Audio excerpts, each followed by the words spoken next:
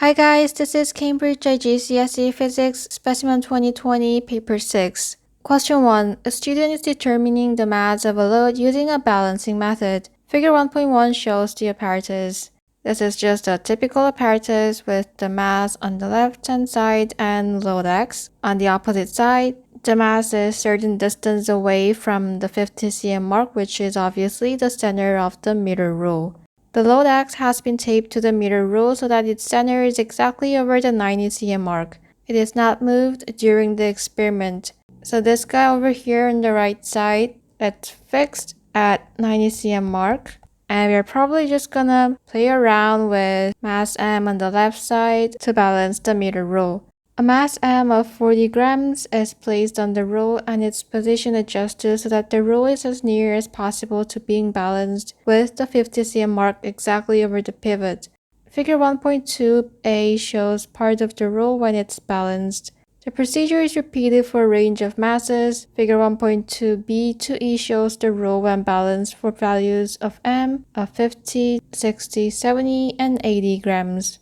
Okay, so these are basically just magnified versions of the rulers. Part A, use figure 1.2 to determine D, the distance between the mass and the pivot at balance for each value of M. Record your results in table 1.1. We gotta find the distance between the mass and the pivot, which is this distance. So we're going to read off from the ruler where the mass had to be placed. It looks simple, but it's quite tricky because firstly, you don't know the exact position where these masses are placed at. It's not shown. You have to read it. And most people miss it, but you're supposed to measure the distance between the mass and the pivot. So let's say this is, for example, 26. The distance from the pivot to the mass will be just 50 minus 26, which is 24. So you'll have to subtract it from 50. Okay, so let's start reading the position of the masses. Alright, what you gotta do is, you're never gonna read it off straight away from this and be like, oh, 24.2. No, that's not gonna happen. You need to see where the left end and the right end touches the ruler. This is 18.8 and 21.2. And then you're going to add them up. They are 40. And then divide it by 2, so you get 20. And this is the position of the mass. From the pivot, it's basically 30 cm away from the pivot because 50 minus 20 equals to 30. Then for B, same thing, you read where the left side and the right sides are touching.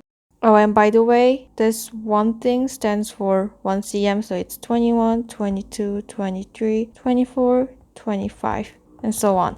So the left side is at the third small scale between 24 and 25, 24.6, and the right side is exactly at 27. So again, you just add them up, divide it by 2, you get 25.8, then minus it from 50, which is 24.2. You got your first and the second one. Okay, finally we got all of them. Just copy them down. But be careful, don't just write 30 for 30 cm, you need to write 30.0 because this is a meter rule and a meter rule can measure up to 1 decimal place. So you always write in 1 decimal place. Then 1 divided by d, the inverse, just use your calculator. You have to put it in at least 2SF because that's the rule in physics paper 6. Either go for 2SF or 3SF. Part B, describe one difficulty the student might have when carrying out this experiment and how he might overcome this difficulty. I'm not sure if you guys have done this kind of an experiment before because of the pandemic and not going to school, but if you have done this kind of an experiment before, you'll notice how difficult it is to balance a meter rule on a pivot. Like the meter rule will just not stop moving. And even if you got your mass and the load and whatever all balanced, it'll keep shifting left and right. So there's this difficulty obtaining balance because the meter rule just tips one way than the other. Then you can overcome this problem by placing the mass, let it just tip to the left side first and then the right side, and then you just try to take the average, which is just in between of that left side and the right side, and take that as your answer. So not exactly accurate, but that's the best you can do with the mirror rule. And the other answer can be that it's too hard to read the center of the mass on the ruler. So what you can do is mark the center of the mass, put an arrow or just a line there to indicate that's where you're supposed to read the mass. Then lastly, you can talk about stuff like, oh, the mass can just slide off the ruler. Maybe it's slippery. Then to overcome that, you can just stick it with a tape or tie it around with a string or something.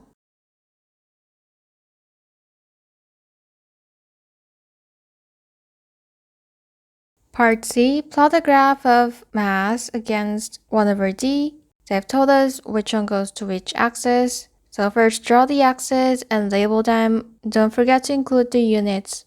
Time to choose a scale for x-axis. The minimum is 0.033 and the maximum is 0.067. So we can probably have from 0 to 0.07 maybe. Then for y-axis, we need to plot from 40 to 80. Then I guess we can plot from 40 to 90. Now I can plot the points and draw the graph. Part D, determine the gradient g of the graph. Show clearly on the graph how you obtain the necessary information. Obtaining the gradient, you have to use the triangle method, which is first indicating the points that you're going to use. I'm going to use these 2 points and just draw a triangle connecting them. Identify the coordinates of your points. For me, it's 0.04048 and 0.07082. Then calculate the difference between the y-axis divided by the difference between the x-axis. I'll just put it up to 2 decimal places. Part E, determine the mass in grams of the load x. Use the equation g divided by 40.0. All we gotta do is divide this by 40, but be careful, this kind of questions has a certain range that you need to fit in. I got 28.3 as an answer, and the mark scheme says that your answer should be within the range of 27 to 33. Mine's in the range, so it's fine. Make sure yours is too, so it's important that you practice drawing the graphs, calculating the gradient by yourself, and reaching this kind of conclusion. Question 2. A student is investigating the effect of a layer of cotton wool on the cooling of a test tube of water. Figure 2.1 shows the apparatus. Thermometer is placed to measure the temperature of the water in the test tube. Part A, record room temperature theta R is shown in the thermometer in figure 2.2. The resolution's kinda bad, but I can still make out the scales. It's 23 degrees Celsius. Your exam paper will have high resolution and stuff, so don't worry about not being able to read it. Part B, a student pours hot water into the test tube until it is about 2/3 full of water and places the thermometer in water. She measures the initial temperature theta of the hot water and immediately starts a stop clock. Suggest some precaution the student takes to make sure her temperature reading is as accurate as possible. Okay, the scenario is you have your test tube, you put hot water, and then you put in the thermometer, and you gotta make sure that this is accurate. Well, it seems like it sounds perfect, there's nothing wrong with it, but to make it extra accurate, you can first wait for the thermometer reading to stop rising, because let's say it was at room temperature around 25 degrees Celsius. When you put the thermometer inside the test tube, it's not gonna immediately reach 90 degrees Celsius, and it will first be like 40, then 50, 75, and so on. So you gotta wait for it to stop rising. Then next, you have to read the thermometer at eye level to avoid parallax error. It's a popular answer. The last option is you gotta stir the water, because somehow if you pour the water, maybe the bottom part is hotter than the upper part. So you stir it to make sure the temperature is even throughout the water. Part C, the student records in table 2.1 the time t and the temperature theta of the water every 30 seconds. She removes the thermometer and pours away the water from the test tube. She then wraps cotton wool insulation around the test tube and repeats the procedure. Repeating the procedure meaning you put in the water, measure the temperature every 30 seconds.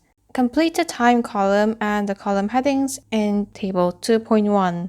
I recommend you to always check the column headings of a table in case they have left the units blank, which they have. So time is in seconds, theta, degree Celsius, another degree Celsius, and time. Well, they were very kind to say in the first line that they measure the temperature every 30 seconds. So it's just 0, 30, 60, 90, and so on until 180. Okay, that was easy. So this is basically showing the temperatures without the cotton wool and with the cotton wool. Part D, write a conclusion to this investigation stating in which experiment the cooling is more rapid. Explain your answer by reference to the readings, meaning you have to quote some values from the table, and any relevant science. Of course, this is a science paper, you gotta say some scientific stuff. First, let's compare the values. While without the cotton wool, it was 79, and with the cotton wool, it's 80. Okay, so with the cotton wool, the temperatures are a bit higher, but there isn't that much difference. It's just 1 or 2 degree difference. Maybe the room temperature was lower when you were measuring the temperature with the cotton wool. So you can actually say that there's no significant difference. To support your answer, suggest few values like the tube without cotton wool was 55 degrees after 90 seconds, and then with the cotton wool, it was 57 degrees after 90 seconds, which is just 2 degree difference, and that's not significant at all. Also, for the relevant science part, you can suggest that cotton wool isn't a very good insulator. It hardly made any difference, and maybe the cooling of the water inside the test tube is not really dependent on insulating the test tube, but more about radiation or convection. Oh, but if you want to say that the tube without the cotton wool cooled faster than the one with the cotton wool, you can also say that. It's also acceptable, just provide your values to support your conclusion.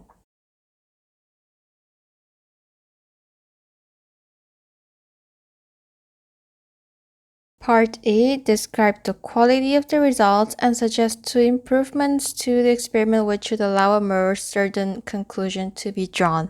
The quality, you just say it's good or bad. In this case, it's very poor because there's hardly any difference in temperature. Like, what was the point of this experiment? There can be many improvements to this experiment by first increasing the initial temperature of water. If you start from somewhere around 80, obviously the change throughout the experiment will be less when compared to when you're starting from 100 degrees Celsius. Also, you can say that they gotta have same initial temperature, so you started out in a fair way, but 79 and 80, I don't think it makes a big difference. It's still in the mark scheme. Okay, next, they never mentioned about covering up the test tubes. They just said pour water in the test tube so you can put a lid over it to prevent heat loss by radiation, and I think this is a very important point. Also, we have another one where they ask you to stir it again to have same temperature throughout the water inside the test tube. And lastly, you can try using thicker insulation. Instead of just a thin wrap of cotton wool, put more of it, wrap it around many times so it really does something like insulating and keeping the temperature constant.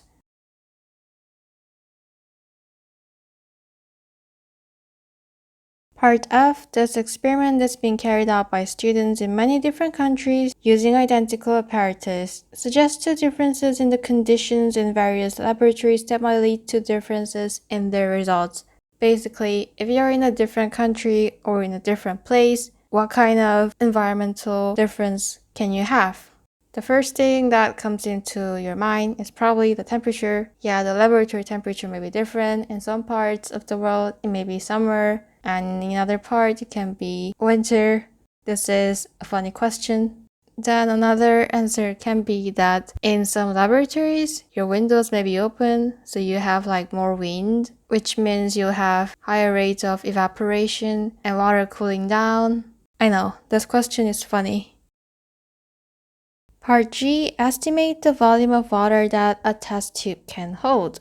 They didn't specify what kind of test tubes we have, from the small ones, the huge ones.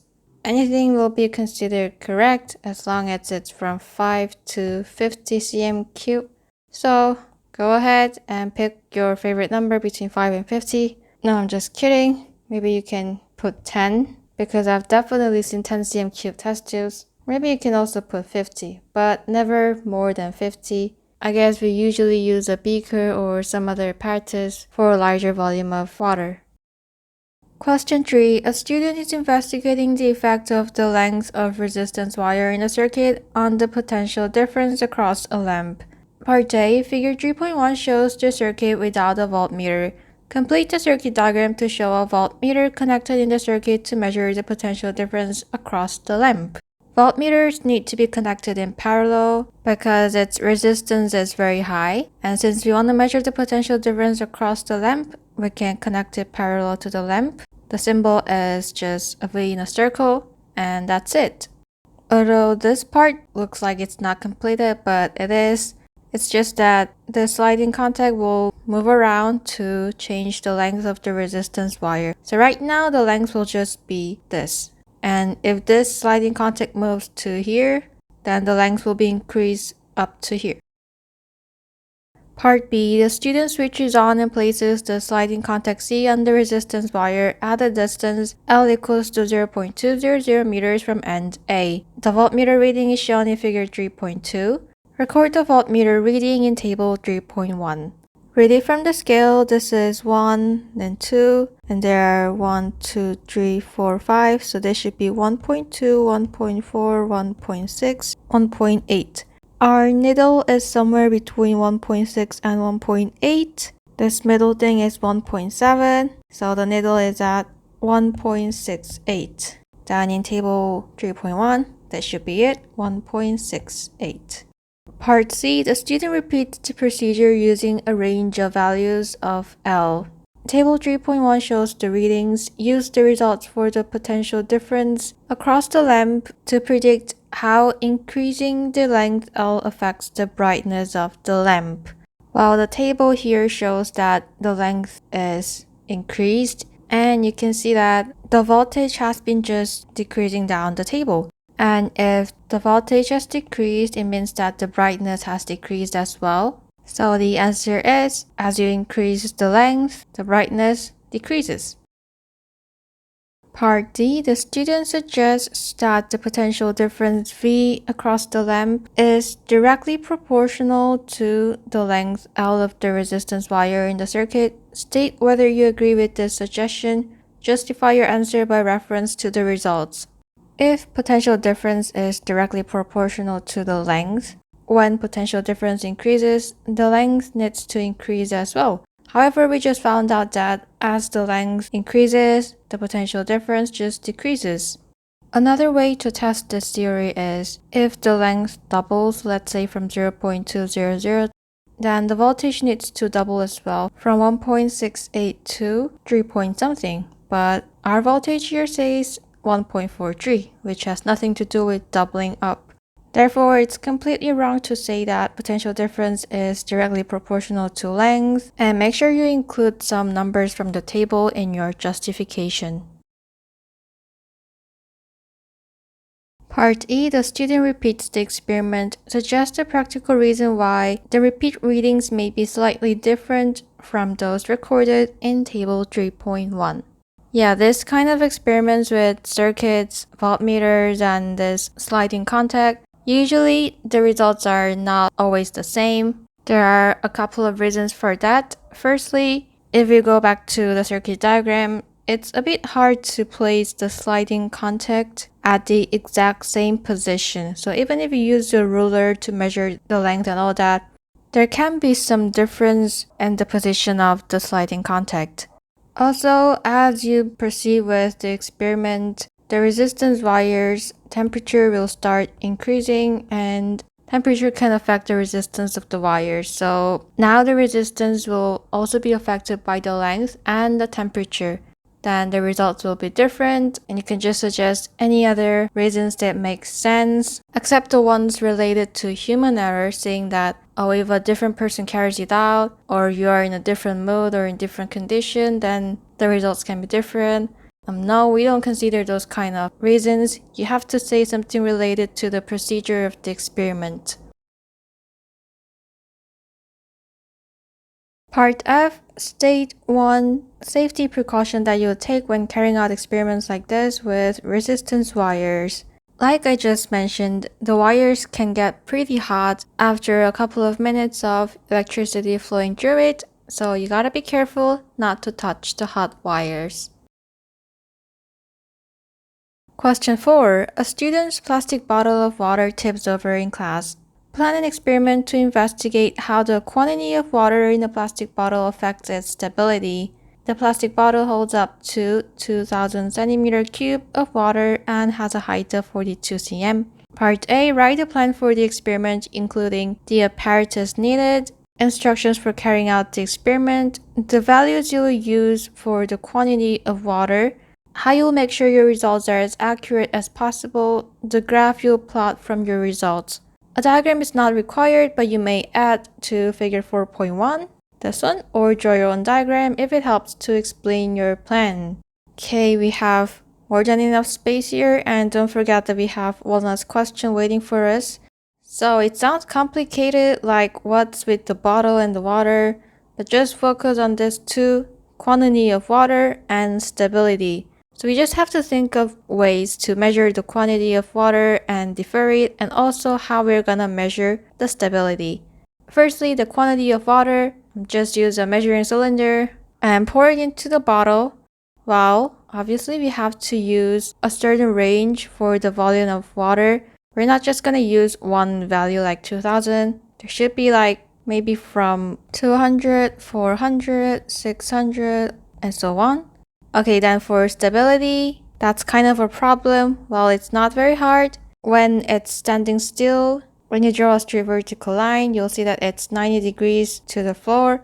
But when it's tilting, let's say there is another straight line like this, the angle has changed. It became smaller than 90 degrees, which means we can use our protractor to measure the angle of the bottle and the table or the floor. Then obviously the smaller the angle, the more stable it is, because it means that it can tip over a greater angle without losing its balance and falling. So for that, the apparatus needed will be measuring cylinder for water and a protractor to measure the angle between the plastic bottle and the floor. Then the instruction will be that you try to tilt the bottle. Try to apply same amount of force at same point of the bottle. Then measure the angle when it starts to topple over, and that's basically the minimum angle it can reach while being stable. The values you'll use for the quantity of water, just state at least 5 values of water. You can start from 0, 500, 1000, 1500, and 2000. How you'll make sure your results are as accurate as possible. Of course, we have to mention that you have to repeat it, so repeat the experiment and carry out the experiment slowly, like don't put so much force that the bottle topples without you even realizing about it. And make sure you take the angle when it just starts to topple. Finally, the graph, you don't actually have to draw the graph, I think. You just state which value goes to which axis. So since the variable that you can control is always in the x-axis, you can put the volume of water at x-axis and the angle that you measured at y-axis.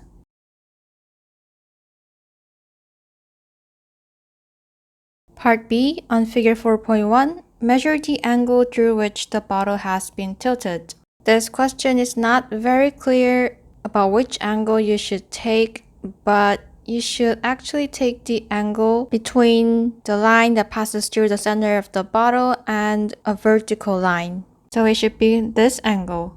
And this is 20 degrees. So we can say the bottle has been tilted 20 degrees from the line perpendicular to the ground. That brings us to the end of this paper. If you think this video has helped you, please like and leave a comment. I would appreciate them so much. Subscribe to get ready for your IGCSE exams. Stay safe. God bless you guys. Bye.